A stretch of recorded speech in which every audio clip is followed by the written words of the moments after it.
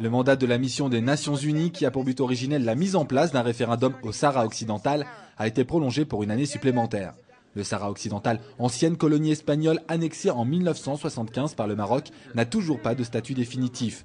Le territoire est revendiqué à la fois par le Maroc, qui le contrôle à 80%, et par le Front Polisario, qui souhaite une indépendance totale et qui contrôle les 20% restants.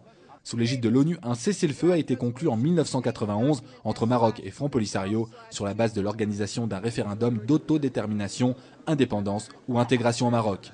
C'est pour permettre l'organisation de ce référendum que la résolution 690 du 29 avril 1991 crée la mission des Nations Unies pour le référendum au Sahara occidental, la MINURSO. La prolongation de la mission votée hier, même à l'unanimité, a cependant créé des tensions au sein du Conseil de sécurité. Nous sommes déçus qu'une fois de plus, le Conseil de sécurité soit incapable de trouver des arguments pour mettre en place un mécanisme international, légal et permanent concernant les droits de l'homme.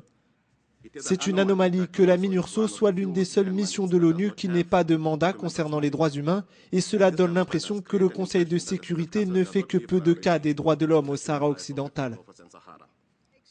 L'ambassadeur d'Afrique du Sud s'est étonné que le Conseil de sécurité ferme les yeux sur le non-respect des droits de l'homme au Sahara occidental, alors même qu'il le condamne pour d'autres États. La poursuite de la mission en l'état actuel des choses érode sa crédibilité. Nous ne voyons pas pourquoi les habitants du Sahara occidental devraient être traités différemment des autres.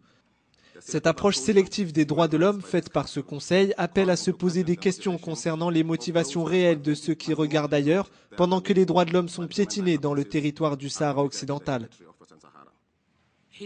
L'ambassadeur marocain Mohamed Loulishki a réagi, prenant la parole et faisant valoir que la résolution soulignait les efforts faits par le Maroc. Il s'est également félicité qu'elle n'élargisse pas le mandat de la MINURSO. Néanmoins, Ban Ki-moon, secrétaire général des Nations Unies, a déploré dans un rapport les difficultés rencontrées sur place par la mission. Selon lui, la police marocaine entrave son bon déroulement. Depuis plusieurs années, le Front Polisario et les représentants marocains se rencontrent régulièrement, mais ces pourparlers n'ont permis aucune avancée. 21 ans après la création de la MINURSO, qui avait pour but principal de mettre en place un référendum, aucun vote sur l'autodétermination n'a eu lieu.